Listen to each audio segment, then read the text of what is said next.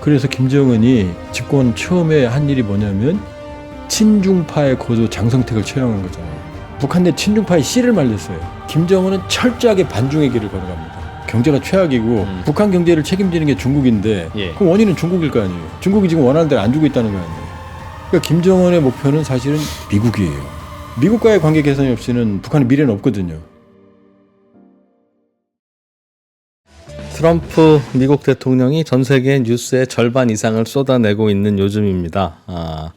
그분이 무슨 얘기하느냐에 따라서 시장도 움직이고 있고 다른 나라들도 다 긴장을 하고 있는데 최근에 그 취임하자마자 북한을 핵 보유국이라고 아예 정해놓고 언급을 해서 북핵 문제가 상당히 빠른 시간 안에 테이블 위에 올라오는 중요한 이슈가 될 것 같아서요. 오늘 이 주제를 갖고 조한범 통일연구원 석좌연구위원 오랜만에 모시고 이야기 좀 들어보겠습니다.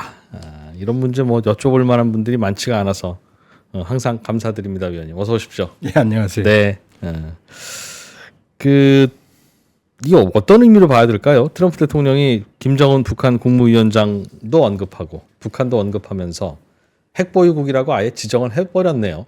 그렇죠. 이제 일단 충격적인 게 취임식 때 전화했잖아요. 주한미군한테. 네. 김정은 얘기도 있고 김정은 잘 지내냐고. 그만큼 트럼프 대통령 머릿속에 북한 김정은이 각인이 돼 있다. 이건 확실한 것 같고요. 예. 지난 임기 때 만났기도 했고. 근데 이제 조금 우리가 정리를 해보면 트럼프가 김정은은 뉴클리어 파워다 그랬거든요. 예. 그런데 그게 우리 국어로 핵보유국 그러잖아요. 근데 국제법적인 용어하고는 좀 달라요. 그러니까 국제법적으로 핵무기를 가진 국가이면서 국제법적으로 인정을 받는 국가들. 이게 P5거든요. 미국, 영국, 프랑스, 중국, 러시아.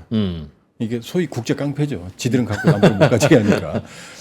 이게 1967년 이전에 핵무기를 보유한 5개 나라를 의미합니다. 예. 이건 이제 모두가 인정하는 국가인데 이게 영어로는 뉴클리어 파워가 아니고 뉴클리어 웨펀 스테이트예요. 예. NPT 조약에 그대로 들어 있습니다. 그러니까 요 P5만 뉴클리어 웨펀 스테이트 핵 보유국이고 그리고 나머지는 그 당시 용어로 넌 뉴클리어 웨펀 스테이트입니다. 나머지 모든 국가들은 그렇죠. 그 당시에는 비핵보유국. 예. 그런데 뉴클리어 파워는 요 용어는 아니에요. 근데 요 NPT 체제 출범 이후에 몰래 가진 친구들이 넷 있거든요. 인도, 파키스탄, 이스라엘, 북한. 요거를 그러니까 P5 플러스 요 4개 국가를 합쳐서 예. 뉴클리어 파워라고 그래요. 그러니까 지구상에는 이 9개 국가만 핵을 예, 그러니까 핵을 거예요? 가지고 있으면서 실제적으로 국제법적으로 용인되는 건 뉴클리어 웨펀 스테이트고 예. 이제 핵 능력 국가죠. 엄밀히 말하면은 국제법적 용어로 핵 보유국은 아니고 예. 핵 능력 국가. 이건 이제 다른 말로 뉴클리어 케이퍼블 컨트리. 뉴클리어 파워까지 쓰는 거거든요. 그러니까 예. 트럼프가 말한 거는 넌 김정은은 핵무기 있잖아. 이 얘기지. 내가 그러니까 네 핵무기를 인정해 준다. 이 얘기는 아닙니다. 핵무기 있는 걸로 인지하고 있다. 그렇죠. 그런데 왜 이제 그 말이 기분 나쁘냐? 트럼프 말을 우리가 주의 깊게 들어야 되는데 잘 주의 깊게 안 듣거든요. 근데 트럼프 집권 1기 때부터 계속 입버릇처럼 한 말이 무슨 말이냐면 예. 핵무기를 가진 김정은과 잘 지내는 게 좋다. 이렇게 말했거든요. 그러면 핵무기를 가진 김정은이 국제법적으로 불법을 행했으니 예. 내가 회초리를 때리고 핵무기를 빼앗을 거야. 이렇게 말해야 되는데 예. 그 말이 아니고 핵무기를 가진 김정은과 잘 지내는 게 좋다. 이 얘기를 오랫동안 해왔어요, 지금까지. 이 얘기가 연결시켜보면 지금 가지고 있는 건 그래. 인정해 줄 테니까. 매우 그런 뉘앙스네요. 그렇죠. 나하고 잘해보자. 근데 더 기분 나쁜 게 뉴클리어 파워라는 용어를 우연히 쓴 게 아니라 트럼프 취임식 이전에 헤그세스 국방부 장관이 뉴클리어 파워라는 표현을 썼어요. 예. 더 기분 나쁜 건 루비오 국무장관 후보가 CVID 완전하고 검증 가능하고 불가역적인 비핵화는 환상이다 그랬거든요. 근데 완전하고 검증 가능하고 불가역적인 비핵화가 우리 목표고 네. 그리고 이게 완전한 비핵화를 의미하는 거거든요. 뭐 그렇죠. 근데 그걸 환상 그럼 세 사람을 말을 종합해 볼까요? 트럼프, 헤그세스, 루비오 북한의 완전한 비핵화는 안 된다. 받아들이고 인정하고 현실적인 타협을 하자. 왜냐하면 이런 현실론은 이미 바이든 정부에서도 나왔어요. 왜냐하면 해리스의 이번에 대선 캠페인 때 이 정강에 바이든 때는 있었거든요. 완전한 비핵화라는 용어를 뺐어요. 그리고 바이든 외교 안보 라인 레프퍼 같은 인물도 인터림 스테이지라는 표현이 있거든요. 중간 단계. 그러니까 비핵화가 완전히 긴 로드맵이니 중간 단계가 왜 없을 수 있냐, 있어야 된다. 근데 중간 단계 때 끝나면 그게 완전한 비핵화가 아니거든요. 그래서 지금 빅딜, CVID가 아니고 스몰딜, 적정한 선에서 타협을 할 가능성이 매우 높아지고 미국과 북한이 그렇죠. 그거를 이제 핵 동결, 핵 군축론이라고 그러거든요. 뭐냐면 여기서 핵을 동결하는 겁니다.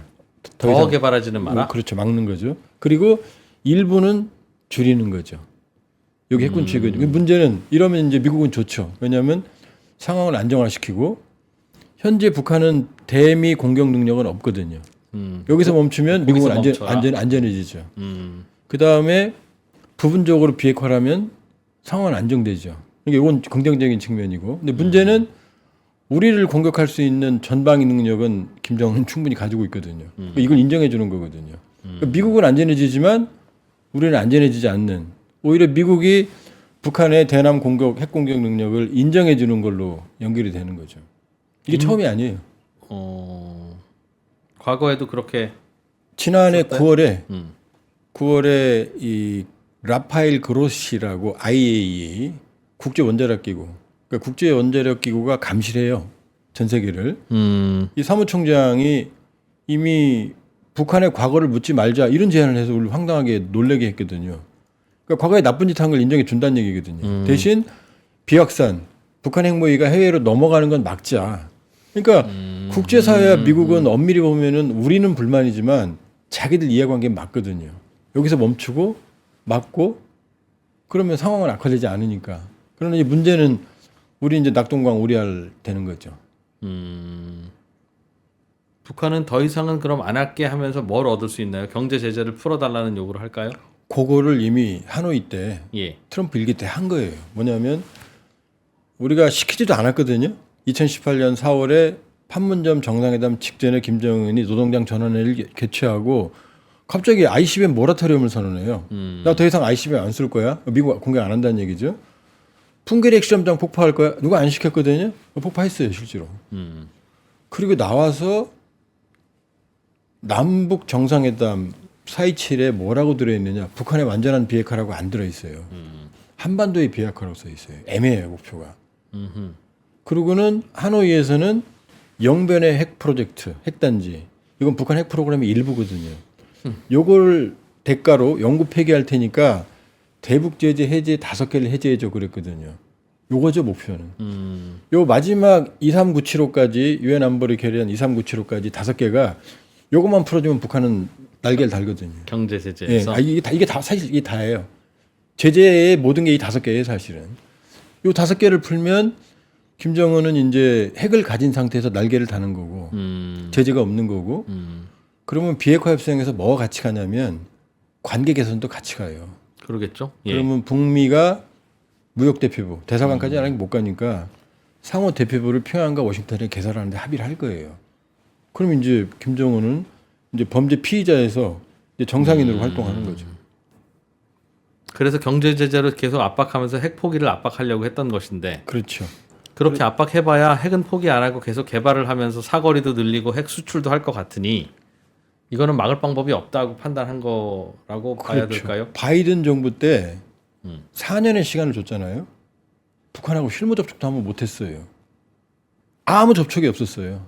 대신 북핵은 어마어마하게 악화됐죠. 그러니까 현재의 경제 제재에도 북한은 그냥 견딘다는 얘기잖아요. 마이웨이를 간 거죠. 그럼 핵무기를 없애기 위한 수단으로서의 경제 제재는 약했다는 뜻이겠네요. 그러니까 지금까지 모든 불량 국가에 대한 제재는 성공한 적이 없어요. 왜냐하면 핀포인트 방식으로 지도부만 숨통을 조여야 되는데 이 모든 제재는 일반인들한테 가요.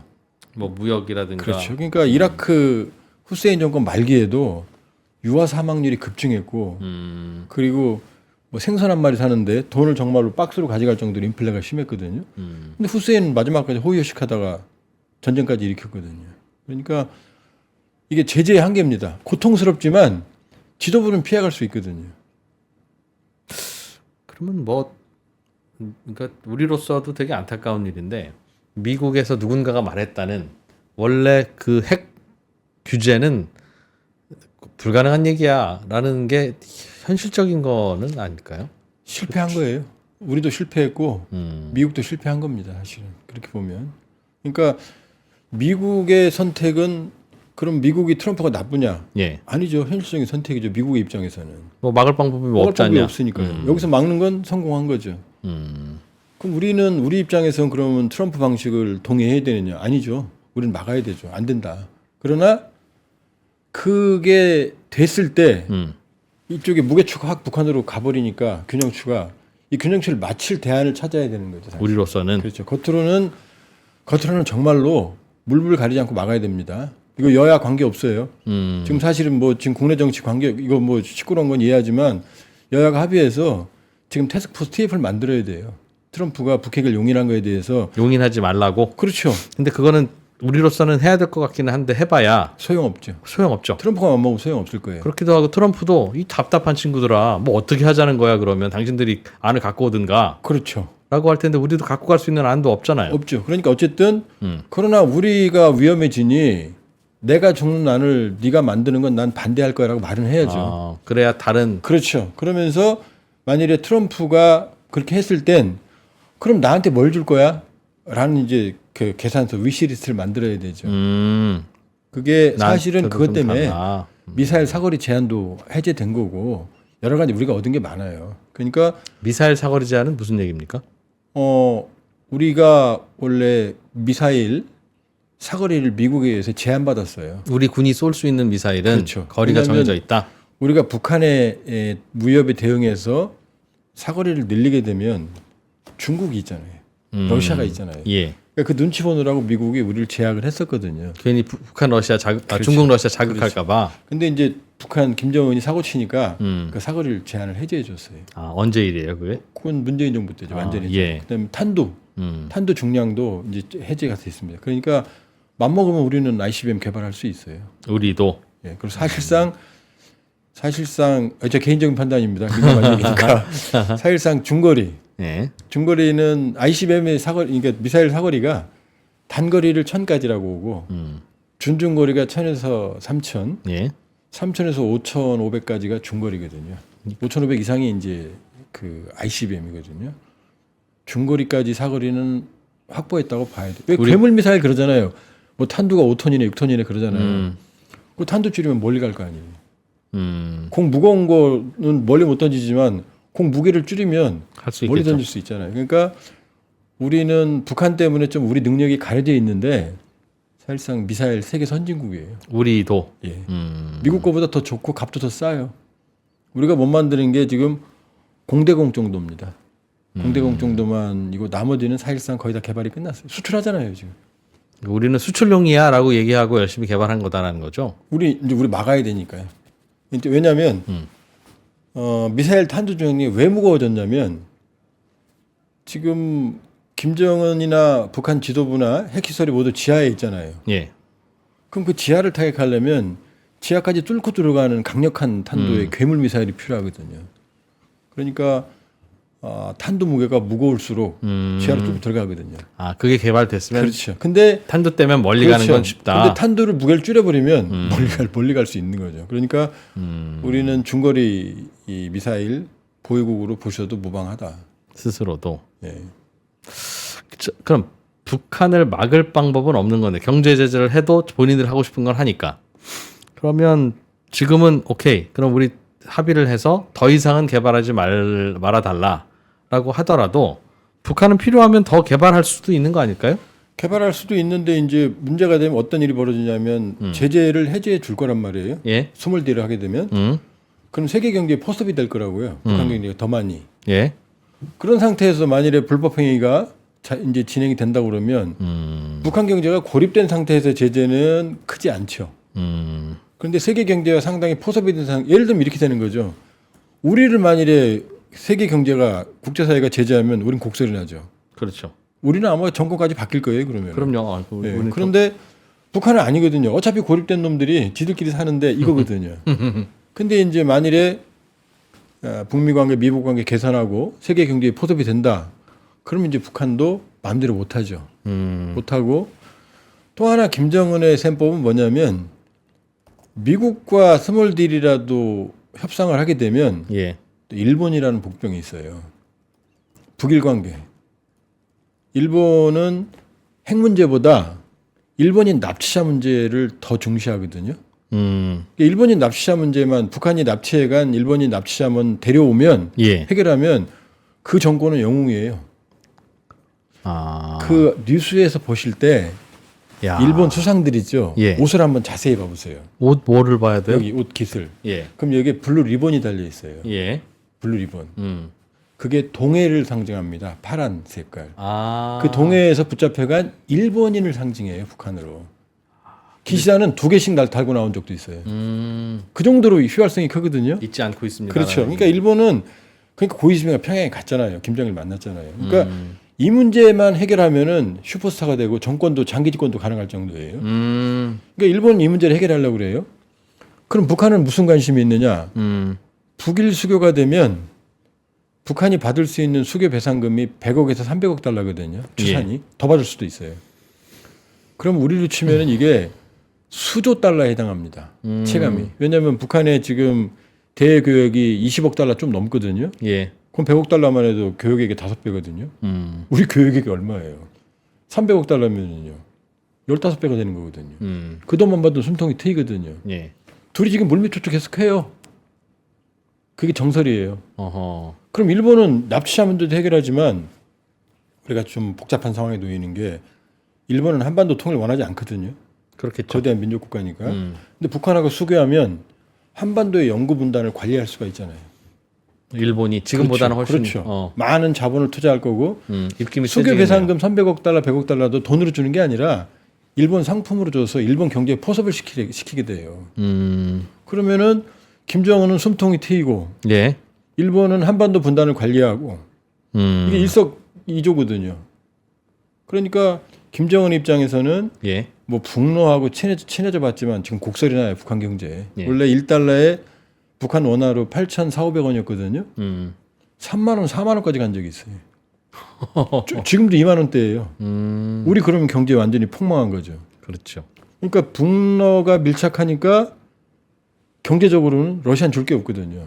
근데 이제 중국이 삐졌거든요. 북러에 밀착하니까 내 영역인데 저것들이 파병까지 해. 중국이 삐졌어요. 그러니까 중국이 북한을 압박을 합니다. 그러니까 지난해 북중 교역이 한 5% 줄었어요. 예. 그러니까 북러 밀착이 신의 한 수인 줄 알았는데 파병된 인민군은 추풍낙엽처럼 죽고 있고 파병 사실도 못 알리고 있고 예. 경제적으로는 더 나빠지고 그러니까 김정은의 목표는 사실은 미국이에요. 어떻게 하느냐? 최선희 있죠, 외무상. 예. 최선희가 북한 외무성에서 대표적인 미국통이에요. 근데 최선희가 외무상이잖아요.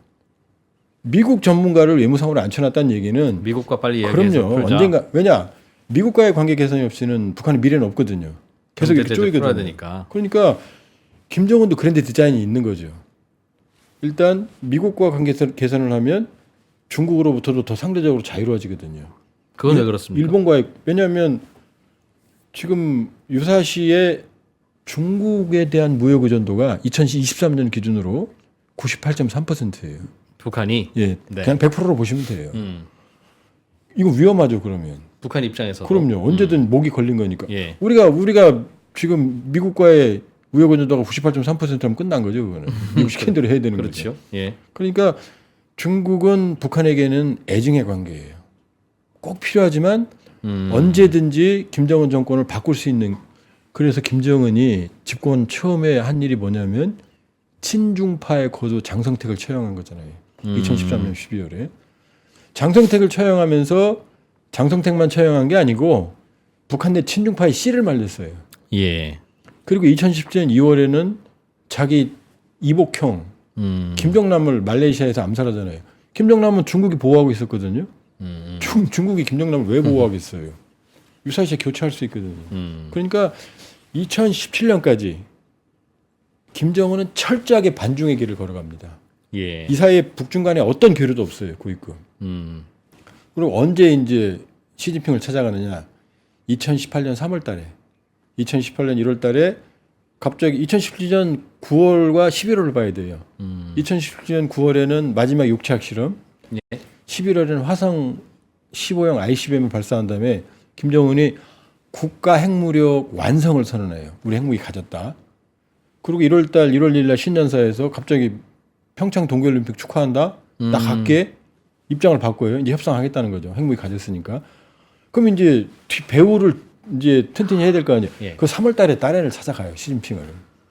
그러니까 중국 아. 친중파 다 제거하고 죽이고 난 다음에 이제 가서 나 좀 도와줘야지 이렇게 한 거거든요. 그러니까 북중 관계는 서로 야, 애증이 있거든요. 애증이네요. 그러니까 김정은이 사실은 철저한 반중이죠. 뼛속 깊이. 그럴 만한 배경이 있어요? 왜냐? 말씀드렸잖아요. 무섭거든요. 자기를 언제든지 위협할 수 있는 존재거든요. 유일한. 그럼요. 유일한. 이거는 김일성, 김정일 때도 마찬가지였어요. 사실 의존하고 하다 보면 제일 영향력이 크죠. 그러니까 항상 예. 그러니까 북한에는 이거 애들도 아는 말인데 일본은 100년의 적, 중국은 1000년의 숙적. 이런 말이 있어요, 실제로. 탈북하시면 다 외워요. 그게 본심이거든요. 중국 입장에서는 이게 밉지만 자기들의 전략적 자산이거든요. 또 한반도는 북한은 자기 영역이라고 생각하거든요. 관리해야 되니까. 그러니까.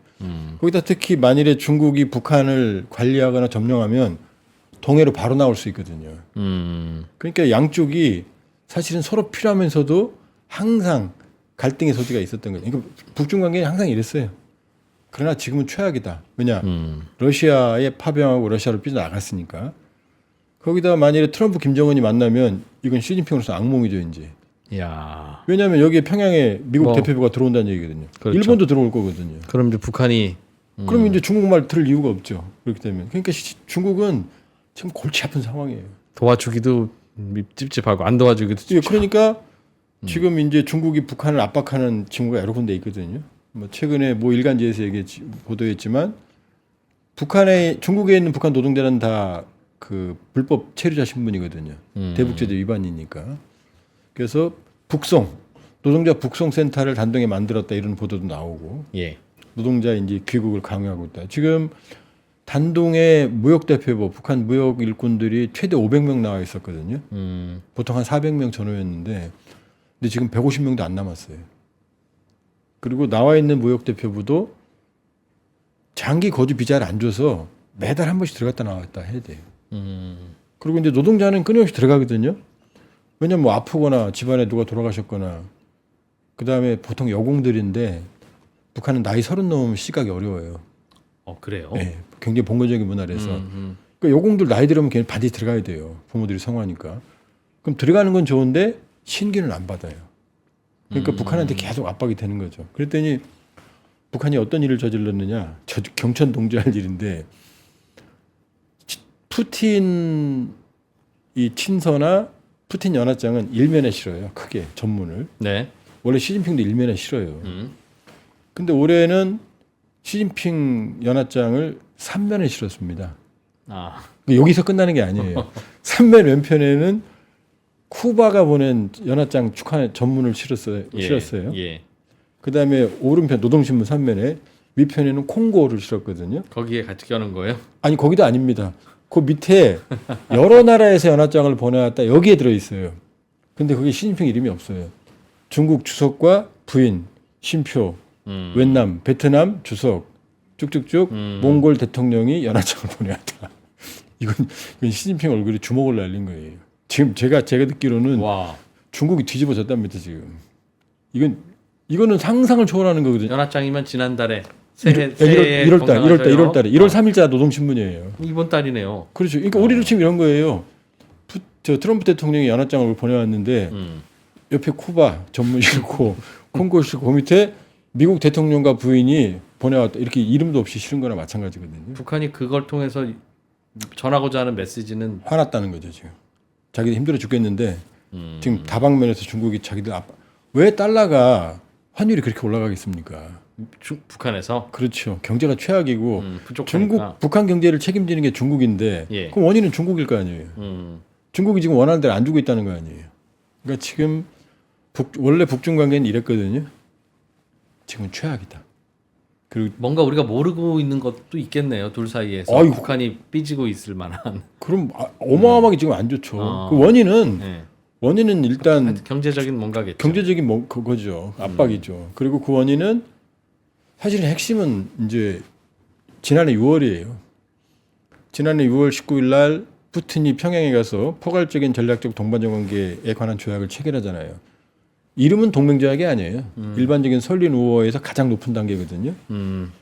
이제 일반적인 국가 간의 제일 낮은 게 동반자, 예. 전략적 동반자 그 위에가 마지막에 포괄적 전략적 동반자 관계거든요. 요걸 체결했거든요. 예. 근데 내용은 동맹조약이에요, 사실상. 왜냐 4조에 군사 개입 조항이 있어요. 상호 전쟁 상태에 처하게 되면 예. 군사적 및 기타 원조를 제공한다. 이게 동맹조약이거든요. 근데 원래 이게 원래 누구만 있었느냐? 중국만 있었거든요.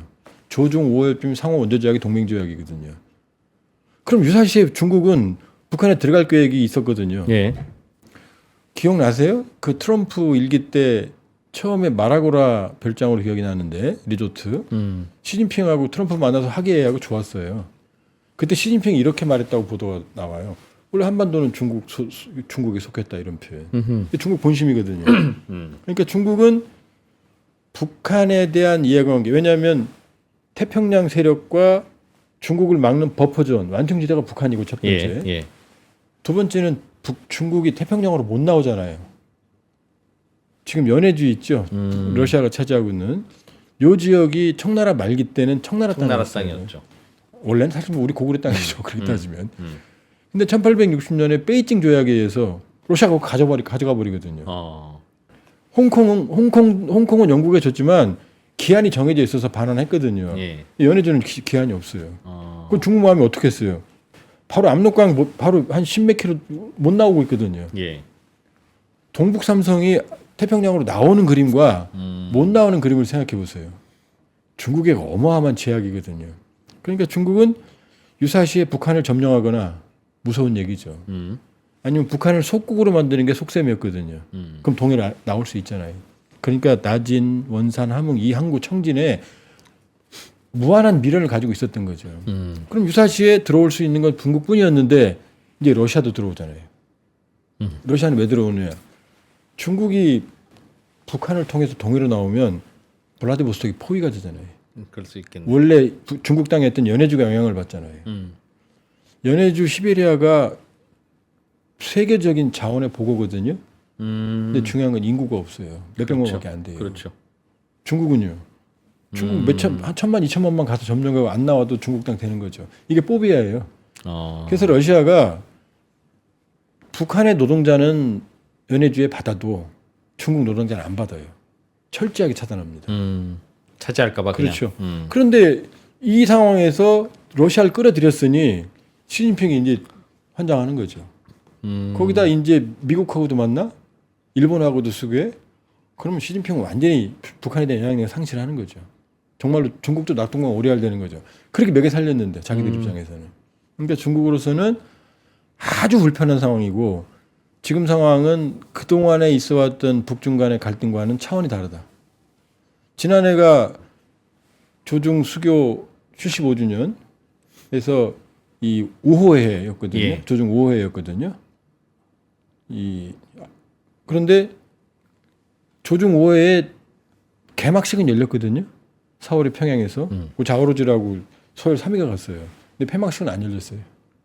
왜? 폐막식은 그 사이에 이제 6월에 터졌잖아요.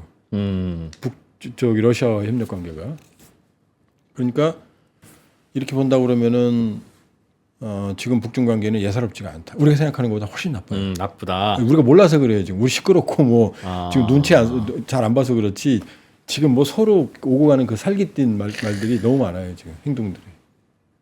그럴수록 또 북한은 미국이랑 빨리 또 혹은 뭐 러시아, 일본과 관계 개선을 하고 싶겠네요. 그렇죠. 그러니까 또 하나는 지금 트럼프 대통령이 북한을 너무 관심을 많이 가져요. 그러니까 우리 생각에는 미국의 외교 안보의 우선순위는 1위는 부동의 유럽입니다. 2위가 중동이거든요. 예. 한반도는 항상 3위였어요. 이 현실이거든요. 그러니까 러우 전쟁 끝내고 중동 끝내고 그 다음에 김정은으로 오겠다. 좀 시간이 있을 거다 이렇게 생각했는데 지금 아니잖아요. 지금 처음에 취임식에 주한미군 전화하잖아요. 그리고 지금 김정은 얘기 계속 하잖아요. 예. 그러면 얼마 전에 며칠 전에 신문에 났는데 트럼프 대통령이 노벨 평화상의 진심이랍니다. 아 이제 받고 싶은 게. 예, 예. 왜냐하면 이제 트럼프 대통령은 이제 2기가 이제 3기가 없거든요. 그렇죠. 그러면 지금 트럼프 대통령이 지금 너무 저돌적인데 제가 보기 후유증이 많을 거예요. 저 뭐 경제 전문가는 아니지만 아이러브 관세. 관세는 인플레이션이거든요. 관세를 올리면 자기네 나라에도 공장을 지을 거라는 판단인데 또 보조금은 또 안 준다면서요. 네. 보조금도 안 주는데 공장이 거기 왜 들어갑니까? 관세 안 얻어 맞으려고. 제조업 생태계가 파괴됐기 때문에 공장이 나간 거거든요. 못 들어가요. 다 망하니까 들어가면. 거기다가 불법 이민자들 내쫓는다면서요. 불법 이민자가 왜 필요하느냐? 저임의 노동력 풀을 형성하고 있었거든요. 그럼 관세, 보조금 폐지, 저임금 노동자 저임금 대출. 노동자 이건 다 인플레로 가는 거예요. 미국 사람 제일 싫어하는 게 인플레거든요. 바이든 때도 거시적인 지표 안 나빴어요. 근데 인플레 때문에 나빴거든요. 월급 타봤자 취업은 했는데 월급 타면 맥도날드도 못 먹는다 이런 얘기 나온 거잖아요. 예. 그러니까 제가 보기에는 트럼프 입장에서는 경제보다 오히려 야. 외교 안보 쪽에 더 관심을 갖는 것 같아요. 갑자기 그린란드 얘기하고 파나마 얘기하고 이것도 다 안보 얘기잖아요. 그래서 러우 전쟁 벌써 영향 받아서 휴전 얘기 나와요. 양쪽에서 뭐, 젤렌스키 푸틴 예. 입에서 뭐 중동은 벌써 이제 휴전했어요. 이 완전히 이제 제2 아브라함 협정 같은 걸로 이제 트럼프는 끝내려고 할 거예요. 정식을. 김정은까지 끝내면 이게 트리플 크라운이잖아요. 3관왕. 그러네요. 이건 어떻게 되느냐? 노벨 평화상으로 가는 거거든요. 그러니까 생각보다 빨리 하려고 할 것 같다. 근데 트럼프는 특징이 문제를 완전히 해결하는 게 아니라 대충 해결하는 겁니다. 자기가 자기한테 유리하게. 그러니까 러우 전쟁도 완전한 종식이 아니라 강제 휴전. 그다음에 이스라엘 하마스도 이 완전한 본인은 뭐 항구적 해결이라고 그러지만 쉽지 않고. 그러니까 미국 북미 비핵화 협상도 허술한 협상. 우리한테 안 좋은 협상. 이 가능성이 있는 거죠. 본인은 다 근데 그렇게만 해결해도 세계 많이 글로벌 티가 나죠. 경제 입장에서는 그렇게 해낸 사람이 없거든요. 그러니까 욕심이 너무 많은 것 같다. 그 세계를 그러면 김정은도 러우, 이스라엘, 중동, 북한이 아니고 동시에. 왜냐하면 또 하나 이제 징조가 있는데 트럼프 2기는 모두 예스맨입니다. 그 누구도 노라고 할 수 있는 지금 스텝이 없어요. 그런 스텝만 만들어놨겠죠. 그렇죠. 근데 1기 때는 아니었거든요. 어른들의 축이라고 해가지고 근데 맥마스터라든지 매티스 국방장관이라든지 맥마스터 안보부장관이라든지 이런 사람들이 트럼프의 우발적인 돌발적인 행동을 막았거든요. 예. 그러니까 노라고 많이 했어요. 그러니까 1기 때는 아무도 안 불렀습니다. 다시 부른 사람이 없어요. 네. 근데 딱 한 사람을 불렀어요. 알렉스 웡이라고 대북 특별 대표는 스티브 비건이었고 부대표가 알렉스 웡이었거든요. 1기 때. 이 사람이 하노이와 싱가포르의 북미 정상회담 모든 걸 이 사람이 준비했어요. 실무를. 이 사람을 승진시켜서 불렀어요. NSC 수석 부보좌관. 미국의 NSC 지금 전 세계를 다루잖아요. 근데 미국의 NSC의 수석 부보좌관을 김정은과의 만남에서 그걸 담당했던 인물을 불러왔거든요. 그럼 이 인물은 다 알고 있거든요. 예. 이 얘기는 뭐냐? 빨리 만나겠다. 쉬운 숙제다. 그렇죠. 쉬운 사람을 불러온 거죠. 그 얘기는 그만큼 그리고 알렉스 웡 부를 때도 김정은과 인연을 얘기했어요. 지금 김정은 너무 많이 들었어요. 지금 트럼프 머릿속에서. 그러니까 노벨 평화상 받고 싶은 트럼프는 북한을 어떻게든지 테이블에 올려놓고 본인의 성과를 만들고 싶겠네요. 지금이 북한과는 최악의 상황이니까. 그렇죠. 그러면 중국도 그럼 뭐 난처해지게 만들 수 있고. 그렇죠. 일석몇조네요. 트럼프 그러니까 입장에선. 북한과의 관계에서는 트럼프로서는 아주 좋은 카드죠. 그다음에 벌써 뭐 투자 얘기하잖아요. 뭐 해안에 콘도를 많이 가지고 있다며. 자기가 부동산 업자 출신이잖아요. 북한은 언제부터 경제 제재를 받고 있었죠? 오래돼서 그 이전에는 어땠는지 이제 감도 안 2006년 이제 그 이전에 NPT 탈퇴했고. 예. 그러면서 이제 계속해서 제재인데 사실은 23975까지. 23975가 2007년 12월이거든요. 예. 그리고 역산했을 때 첫 다섯 개째가 역산하면 2016년이거든요. 그러니까 2016년 이후에 부과된 5개의 제재를 해제해줘. 그게 하노이 때 얘기했어요. 리옹호 회상이. 일괄타결 하려고. 근데 나머지는 필요 없고 그 5개가 핵심이에요. 거기에 북한 경제의 95%의 숨통을 쥐고 있거든요. 생선도 못 팔아요.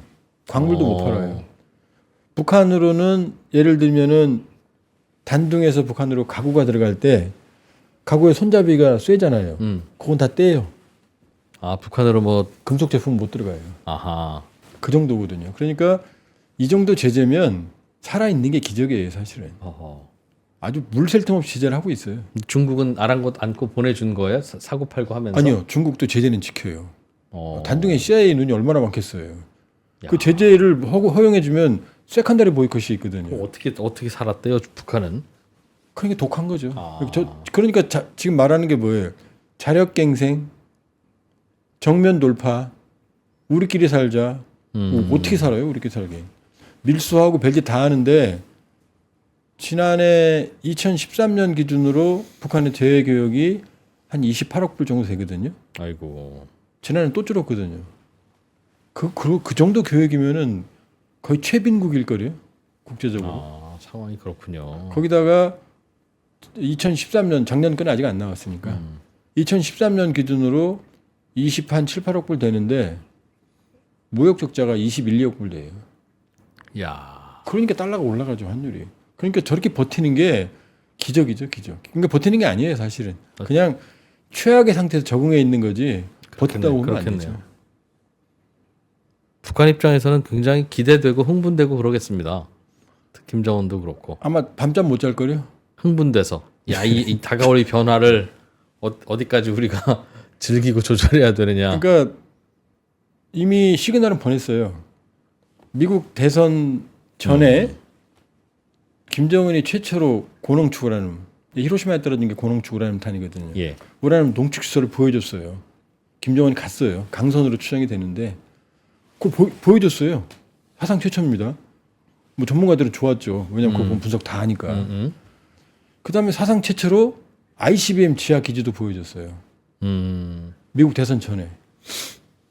그다음에 미국 대선 전에 화성 19형 예. 고체 이건 ICBM이거든요.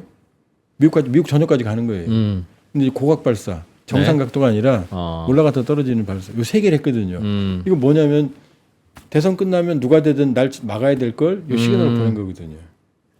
그다음에 1월 6일 날 올해는 극초음속 미사일, 중장거리 극초음속 탄도미사일을 쐈거든요. 그것도 사거리는 뭐 그렇게 길지는 않았어요. 한 1,500km 됐다고 본인들 주장, 우리 주장 한 1,000km 되거든요. 근데 중장거리라면은 5,500을 말하거든요. 괌이거든요. 괌까지 가는 거거든요. 그러니까 이것도 이제 보인 거죠. 나 막지 않으면 더 사고 칠 거야. 사고 칠 거야. 아직 선은 안 넘었어요. 왜? 7차 핵실험은 안 했고 ICBM 정상각도 발사는 안 했거든요. 이걸 계속 이제 만지작거리고 있는 두고 거죠. 있으면서. 그러니까 지금 상황은 이렇게 보면 되죠. 엄마한테 엄마는 장난감 사줘. 그런데 엄마가 안 사주니까 이 문 앞에서 문 잡고 이제 나 가출할 거야라고 문 열었다 닫았다 하는 거죠. 이제 지금 그럼 머릿속에서 야. 이제 협박을 하는 거죠. 엄마가 이제 사줄 거야. 그러니까 엄마가 안 쳐다보면 문 한번 쾅 닫고 또 안 쳐다보면 이러고 있다가 또 안 쳐다보면 쾅 닫고 이러고 있는 거죠. 그게 김정은의 심정일 겁니다 지금. 야, 그런데도 또 체제가 유지되면서 버티는 게 힘이네요, 정말. 근데 모르죠. 왜냐하면 내부적으로는 내구력이 현저하게 약화되고 있으니까. 지금 인민군 북한군 11,000명을 보냈거든요. 쿠르스크에. 지금 BBC 추산 뭐 오늘 보도가 나왔습니다만 1,000명 전사, 3,000명 실종 및 부상. 그럼 11,000명 중에 거의 3분의 1 네, 그렇네요. 넘잖아요. 3분의 1 넘잖아요. 그다음에 ISW라고 미국의 전쟁 연구소라는 데가 있거든요. 거기가 가장 정확하게 전쟁 상황을 분석을 해요. 1월 16일자 업데이트된 내용이 뭐라고 써 있냐면은 북한군이 하루에 92명씩 소모되고 있다. 4월 중순이면 전멸할 거다. 그 선택을 했잖아요, 지금. 근데 북한 내부에는 이 사실을 공개를 안 하고 있거든요. 이게 정상입니까? 이 사실 공개 안 하고 있거든요. 두 번째, 지금 어제 북한 최고인민회의 했거든요. 22일. 근데 오늘 보도가 안 나온 거 보니까 우리 국회, 예. 정기국회. 오늘도 한 것 같아요. 그럼 여기서 김정은이 연설을 항상 하거든요. 거의 시정연설을. 지난해 1월 15일 날 했거든요. 근데 현재까지도 지난해 1월 15일 날 통일과 민족 개념을 삭제하라 이렇게 지시했거든요. 북한 역사에서 남반부, 북반부 이런 거 다 지우라고 그랬어요. 근데 현재까지 주민들한테는 이걸 알리질 않아요. 선전선동도 없고 교육도 없고. 그리고 얼마나 혼동돼 있냐면은 지가 그렇게 통일민족 개념 남반부, 북반부 지우라고 그래놓고 올해 1월 2일, 3일 날 한번 찾아보세요. 인터넷에 써 있는데 유튜브에 72시간, 72시간 우리 편으로 영화를 4시간짜리입니다. 넘어요. 2부작을 공개했거든요.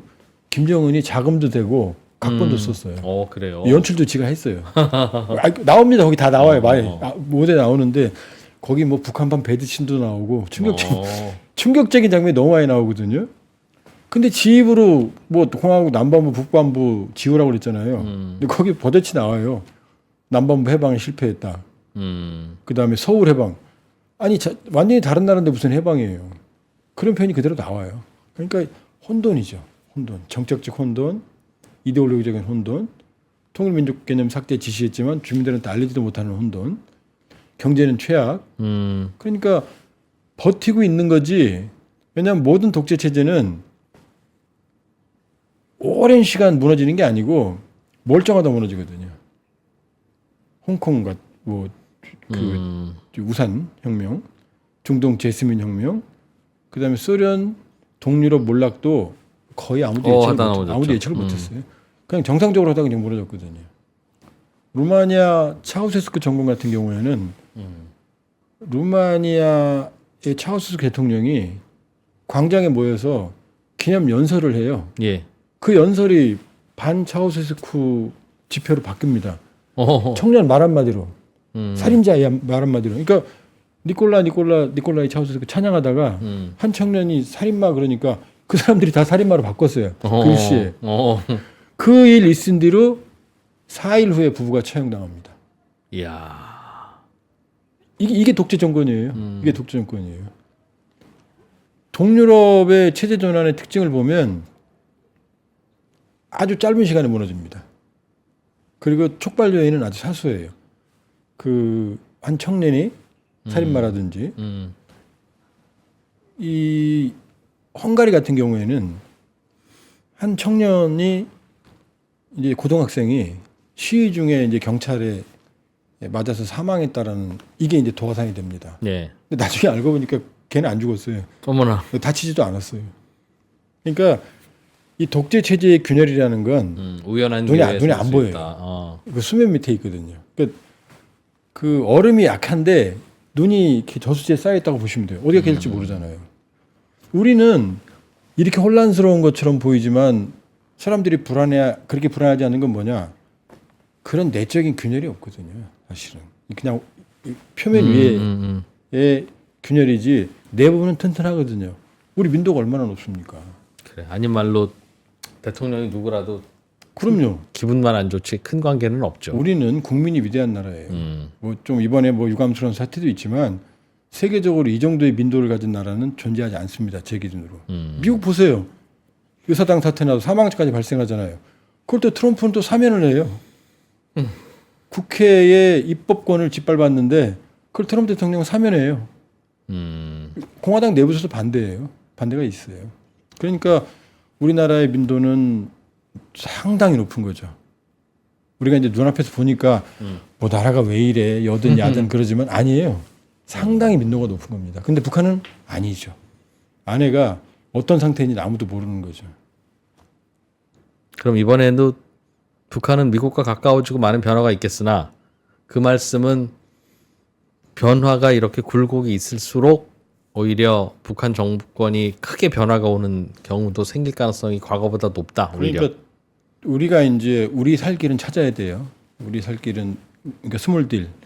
북한의 핵을 용인하면 자체 핵무장, 그다음에 미국의 핵탄도 전술핵 반입, 나토처럼 핵공유, 아니면 농축과 재처리 이게 뭐 여러 번 말씀드렸지만 이건 우리가 대응해야 되는 거고. 해달라고 하면 트럼프는 그래 하세요 할까요? 어떻게 보세요? 트럼프의 특징은 뭐든 가능합니다. 자기가 유리하다고 판단하면. 그러니까 농축과 재처리 같은 경우는 명분이 있거든요. 트럼프가 원하는 걸 주면 받을 수도 있고 충분히 받아야 됩니다. 그건 좀 긴 얘기고. 근데 이제 아까 돌아가서 좋게 보면 이런 경우가 있어요. 김정은이 만일에 미국과 관계 개선하고 대북 제재 해제하고 세계 경제에 포섭이 되면 그러면 북한의 장기적인 변화는 시작될 거예요. 김정은이 원하지 않는 변화가 올 수도 있다는 거죠. 그러니까 정상 국가로 가는 과정에서 저런 독재 체제가 유지가 된다? 그건 불가능하죠. 그러니까 미국의 스몰딜 북미 관계 개선에 찬성하는 분들은 이렇게 얘기합니다. 그게 우리한테 불리하더라도 북한을 끄집어내면 장기적으로는 변할 거다. 저 극악한 독재 시대는 변할 거다. 그래 안에서 혼자 똘똘 뭉치는 게 더 그렇죠. 북한의 민도는 높아질 거다. 그리고 제가 아주 좋아하는 책 중에 하나가 폴리티컬 맨이라는 책이 있거든요. 여기 번역돼 있어요. 그 립셋이 쓴 고전입니다. 근데 그 책은 뭐냐면 민도가 높아지지 않으면 민주주의는 오지 않는다는 거예요. 그러니까 중국의天安문 사태가 성공하지 못했던 건 그 책에 따르면 예. 그 당시 민도는 못 따라갔다는 거죠. 근데 지금 중국 민도는 많이 올라갔죠. 4.19 때 그때 민주화 성공하지 못해 물론 그게 뿌리가 됐죠. 그때 민도. 그다음에 80년 민도. 87년 민도. 지금 민도. 이 민도는 계속 올라가는 거죠. 이 밑에 뭐가 있어요? 경제 성장이 있거든요. 경제 성장. 그러니까 경제가 성장하면 민주주의로 간다라는 게 폴리티컬 맨의 메인 테마거든요. 물론 뭐 비판도 있지만 저는 그 주제에 동의합니다. 그러니까 북한도 경제적 발전이 되면 저런 극악무도한 독재 시대는 가능하지 않다. 지금 시진핑 체제도 위기잖아요. 사실은 경제적 발전이거든요. 경제가 발전하니까 경제적 위기가 오니까 정치보다는 사람들이 실리를 추구하거든요. 그러니까 뭐 저도 들은 얘기입니다만 시진핑 대놓고 욕한답니다. 시진핑 나오면 텔레비 끄고. 왜냐? 경제적으로 익숙해 있거든요. 경제가 더 중요하거든요. 정치보다는. 뭔 나라든. 그러니까 북한의 경제 발전은 중장기적으로 보면 북한의 변화에 긍정적일 수도 있어요. 그러나 북핵을 용인하는 문제는 우리한테 사활에 걸린 거니까 반드시 무게치를 이 균형을 맞추는 그런 대가는 상응하는 조치는 미국으로부터 받아내야 되는 거고 그게 저는 확정 억제도 있지만 실현하기 어려운 자치핵무장 또 실현하기 어려운 전술핵 반입보다는 농축과 재처리 권한을 받으면 그때는 저는 발 뻗고 잘 수 있어요. 우리도 핵이 있으면 농축과 재처리 권한을 받으면 정말로 조기에 핵무장할 수 있거든요. 일본은 재처리 권한이 있어요. 나가사키에 떨어졌던 탄이 플루토늄 탄이거든요. 일본은 플루토늄 수십 톤이 있어요. 나가사키 때 5kg 썼거든요. 수십 톤이면 뭐 천문학적인 핵탄두를 만들 수 있거든요. 그러니까 우리도 일본도 받았으니까요. 재처리 권한을 왜 못 받습니까? 해줘. 평화적인 목적으로. 농축도 우리 20%인데 야 우리 연구 목적으로 좀 더 해야 되겠어. 그건 미국만 허락하면 돼요. 한미 원자력 협정만 개정하면 되고 NPT 위반도 안 되거든요. 그러니까 그건 받아야죠. 못 받으면 무능한 거죠. 지금 뭐 이 사태가 어떻게 끝나든 이 여권이 계속하든 야권이 정권을 교체하든 누구든 그건 받아야 돼요. 반드시 받아야 됩니다. 농축과 재처리는.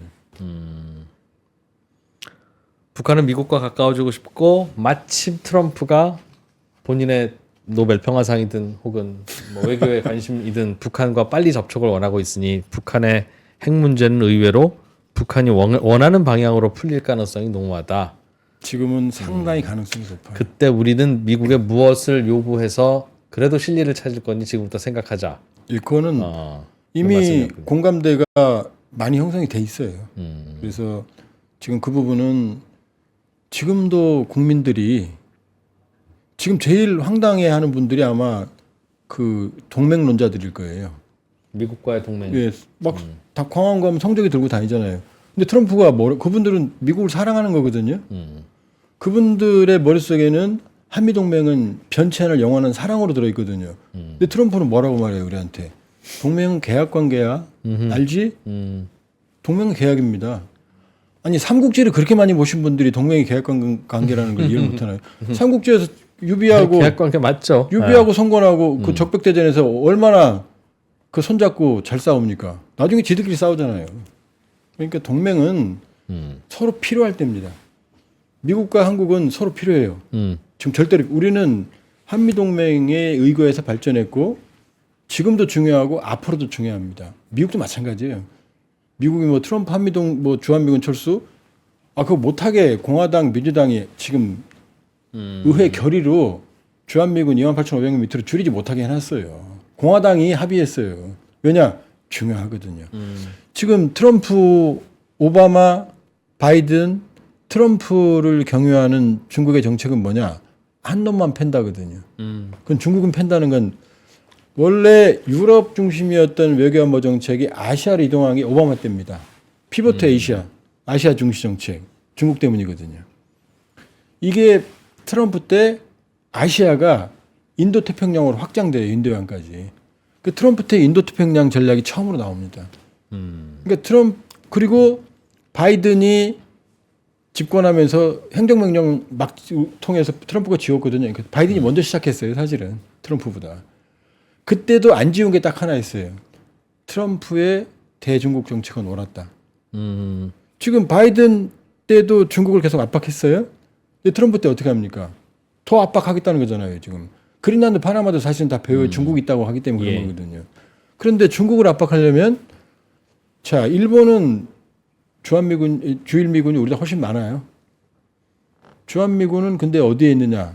대륙에 있잖아요. 지금 여기에서 캠프 험프리스나 휴전선에서 주한미군의 주력 탱크들이 엔진을 걸고 가면 만주까지 한나절도 안 걸려요. 일본은 섬이기 때문에 상륙 작전을 해야 되잖아요. 이거 어마어마한 비용과 시간 실패할 수도 있거든요. 히틀러도 도보 해협, 그 얼마 눈에 보이는 도보 해협 못 건너서 진 거 아니에요. 기왕 한반도에 그렇죠. 올라와 있는 건 되게 중요합니다. 그런데 이 주한미군이 전진 배치되는데 이걸 뺀다고요? 지금 캠프 험프리스 기지 만드는데 100억 달러 이상 들었거든요. 우리가 안 했어요. 트럼프도 와서 입 딱 벌렸어요. 너무 멋있다고. 이걸 포기한다고요? 절대 포기하지 않죠. 그리고 우리는 이 브라켓성 시대에 미국이 좋든 싫든 세계 초강대국. 미국 국방비가 1위고요.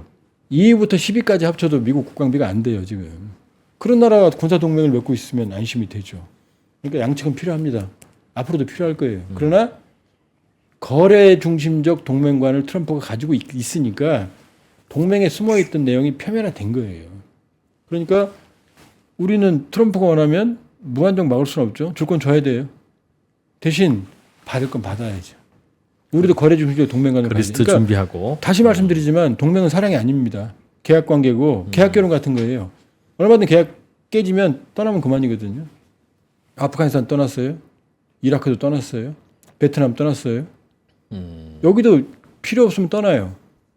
우리가 바짓가랭이를 붙잡아도 필요 없으면 떠날 거고 우리가 가라고 그래도 필요하면 남아 있을 거예요.